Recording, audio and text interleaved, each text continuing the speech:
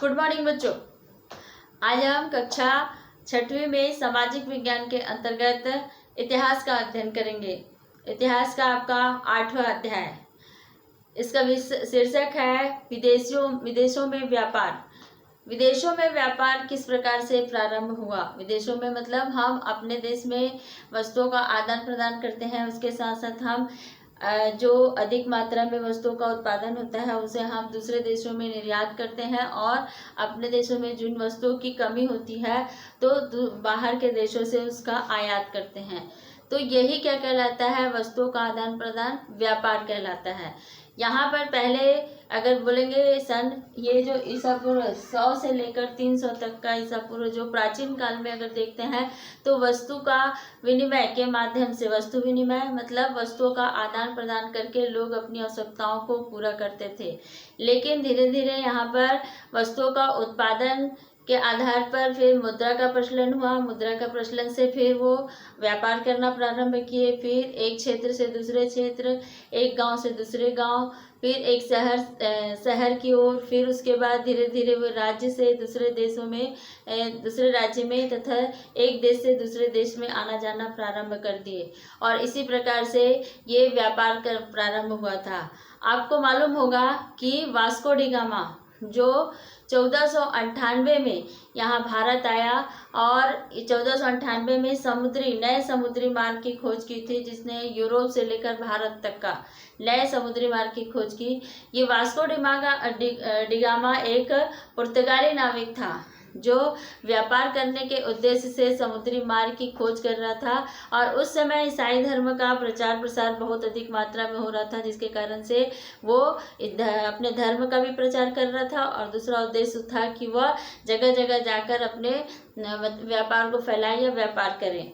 तो यहाँ पर देखेंगे हम लोग, ये जो विदेशी व्यापार है ये बताया है आपको कि एक दिन स्कूल लगने से पहले यहाँ पर अंजलि और राजू दोनों जने स्कूल और किताब की दुकान में से कॉपी खरीदा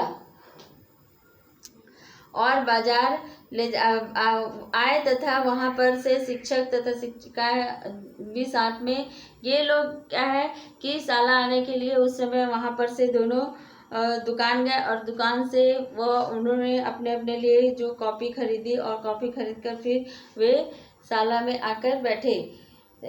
शिक्षक ने यहाँ पर उसने पूछा कि कुछ यहाँ पर तुम दोनों के बैग में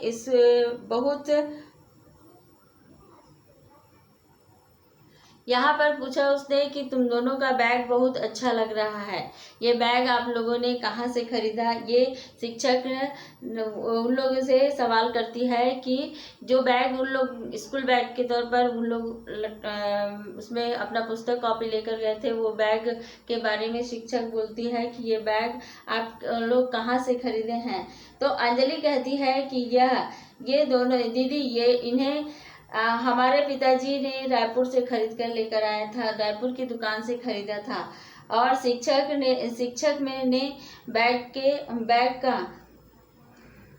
को ध्यान से देखा तथा कहा, देखो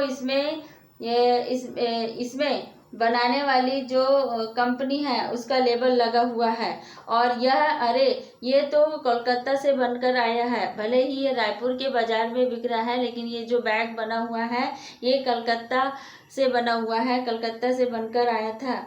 यह बात सुनकर अंजलि को बड़ा आश्चर्य हुआ। शिक्षक ने दुकानों की ओर इशारा करते हुए कहा, वो देख रहे हो जो कि आपके जो यहाँ पर इतना सारा दुकान लगा है, वो वहाँ पर कई सारी विभिन्न सारी वस्तुएं बिकती हैं जो एक ही जगह की लाई हुई नहीं होती है, बल्कि देश के अनेक क्षेत्रों में इन वस्तुओं का उत्पादन होता है। हर जगह अलग अलग कंपनी होती है और हर जगह अलग अलग वस्तुओं का उत्पादन होता है, और वही वस्तुएं एक जगह दूसरा जगह दुकानों में आकर बिकती हैं। तो शिक्षक ने बताया कि यहाँ पर शिक्षक ने बताया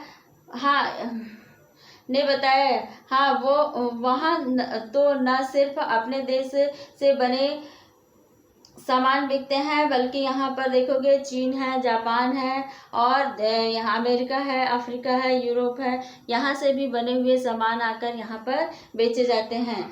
तथा अंजलि के इतिहास का पाठ याद आ गया। उसने पूछा, क्या यहाँ पर सम्राट अशोक के समय में व्यापारी दूसरे देश में व्यापार करने जाते थे? उसी समय वो अंजलि थी जो इतिहास का पाठ जो उसमें दिया था। उस पाठ में सम्राट अशोक के शासनकाल में क्या वस्तुओं का आदान प्रदान या वस्तुओं का व्यापार होता था? अंजलि ने अपनी शिक्षक से पूछा तो उसने बताया। इतने में स्कूल आ गया और शिक्षक ने कहा, चलो इस बात पर हम कक्षा में आज चर्चा करते हैं। सब साथ मिलकर इस बात में हम आज कक्षा में चर्चा करते हैं। शिक्षक बताने लगी, अशोक के समय में यह अपने देश में बड़े बड़े व्यापारी होते थे और उन्हें थोड़ी इसमें श्रेष्ठी या फिर सेठी कहा जाता था। जो उस समय जो व्यापार करता था उन्हें श्रेष्ठी या सेठी कहा जाता था। और उसी में देखेंगे, इसी समय यहाँ पर सेठ का उसी समय से जो दुकानदार हैं उन लोगों का नाम सेठ पड़ा, क्योंकि जो अशोक सम्राट है, अशोक सम्राट के समय में व्यापारी लोग को सेठी और श्रेष्ठी कहा जाता था। और उसी समय से वो नाम पढ़ते पढ़ते आज हम जिनके बड़े बड़े दुकान होते हैं उन दुकान के मालिकों को सेठ कहकर हम पुकारते हैं। उदाहरण के लिए दक्षिण प्रांत में भी वह सूती यहाँ पर देखेंगे मोती तथा सोना कीमती जो सामान मिलते हैं वो, और इमारती लकड़ी, जो कि इमारती लकड़ी और विभिन्न प्रकार के जो बाजार में सामान आते हैं उसके बारे में बताया है कि ये सारे सामान अलग अलग जगह से, अलग अलग क्षेत्रों से आए हुए होते हैं। इसी में देखेंगे व्यापार के आधार पर यहाँ पर अब आप यह सोच रहे होंगे कि यह बाजार किस प्रकार से यहाँ पर हमारे तक का, या फिर वो जो बैग था वो कहाँ तक हमारे तक पहुँच पाता है। तो यहाँ पर व्यापार करने के लिए सबसे बड़ी है कि वस्तु का उत्पादन करने के लिए हमको कारखाने की आवश्यकता पड़ती है। लेकिन जब वस्तु का उत्पादन हो जाता है तो वही वस्तु को एक जगह से दूसरे जगह लाने ले जाने में हमको बाजार की आवश्यकता पड़ती है। और यहाँ पर बाजार की व्यवस्था का होना बहुत अधिक आवश्यक होता है, ताकि यहाँ पर हम लोग वस्तुओं को आसानी से एक जगह से दूसरे जगह भेज सके। और इसी के आधार पर यहाँ पर व्यापार बनता है। जैसे एक क्षेत्र में किसी वस्तु का उत्पादन अधिक हो रहा है तो उसी वस्तु को क्या करते हैं, उत्पादन करते हैं, लेकिन दूसरे क्षेत्र में दूसरी वस्तु का उत्पादन होता है तो वहाँ से वो वस्तुओं का निर्यात किया जाता है और हमारे क्षेत्र से उस वस्तुओं का हमारे क्षेत्र से उस वस्तु का निर्यात किया जाता है और दूसरे क्षेत्र से वस्तुओं को मंगाया जाता है, आयात किया जाता है। इस प्रकार से व्यापार एक देश से दूसरे देश में भी चलता रहता है और सभी की आवश्यकताएं लगभग पूरी होती रहती है। इसमें बच्चों के बीच में जो बच्चों और शिक्षक के बीच में जो चर्चा हो रही थी उसी के बारे में बताया है। चीन से यहाँ पर देखोगे, चीन में मध्य एशिया और वहाँ पर बताया गया इस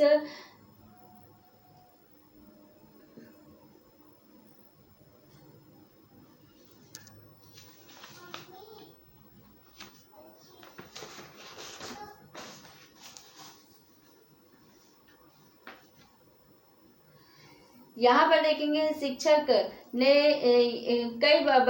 कई बच्चे ने पूछा कि यहाँ पर जो भारतीय व्यापारी हैं उन देशों में किस प्रकार से भारतीय और अनेक देशों में किस प्रकार से व्यापार होता है। तो शिक्षक ने जवाब दिया कि हमारे देश में तरह तरह के यहाँ पर मसाले बिकते हैं, क्योंकि यहाँ पर प्राचीन काल से मसालों का व्यापार होते आया है। और जो मैंने पहले ही बताया था कि जो वास्को डी गामा था, वास्को डी गामा वो मसालों का व्यापार करता था। और हमारे यहाँ प्राचीन काल से जो व्यापार प्रारंभ हुआ है कि विदेशी व्यापार के माध्यम से मसालों की मांग बहुत अधिक थी। यहाँ पर मसालों का बहुत अधिक उत्पादन होता था, तो लोग यहाँ से मसाले खरीद कर लेकर जाते थे। और जो बहुमूल्य रत्न हैं और और लोहे के सामान है और जो मशीनरी सामान है, इन वस्तुओं को हम लोग आयात करवाते थे ताकि हमारी आवश्यकताएं पूरी हो सके। तो बच्चों, इसमें हम लोग जो पाठ पढ़े हैं उसमें आपका व्यापार के माध्यम से किस प्रकार से एक जगह से दूसरे जगह व्यापार किया जाता है, उसी के बारे में बच्चे और शिक्षक में दोनों में चर्चाएं हो रही है कि हमारा जो छोटा व्यापार होता है, वो छोटा व्यापार जैसे हम लोग एक दुकान लगाते हैं तो दुकान हमारे आसपास के क्षेत्र में ही चलता है और वो उसको हम फुटकर व्यापारी बोलते हैं, जैसे छोटे दुकानदार हैं। लेकिन जो थोक व्यापारी होते हैं वो अधिक मात्रा में सामान खरीदते हैं और सामान खरीदकर उसको क्या करते हैं, उन लोग सामान खरीदकर छोटे छोटे व्यापारियों को बेचते हैं।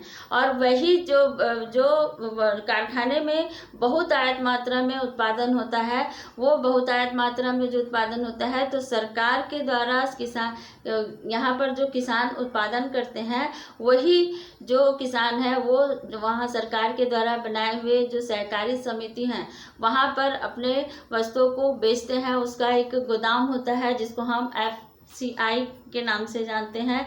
ये अनाज भंडार होता है और यहाँ पर जब उनको इकट्ठा करके रखते हैं तो फिर उसमें जब या तो देश में कभी आपातकालीन आती है तो उसका उपयोग किया जाता है, या फिर जब हमको वस्तुओं की विदेशों से मांग होती है तो हम उस वस्तुओं का निर्यात करते हैं और अधिक मात्रा में विदेशी मुद्रा को प्राप्त करते हैं। या फिर ऐसा होता है कि जब हमको कोई वस्तु का अधिक मात्रा मतलब कोई दूसरी वस्तु का की आवश्यकता होती है तो हम उस वस्तु को दूसरे देशों से मंगवाते हैं।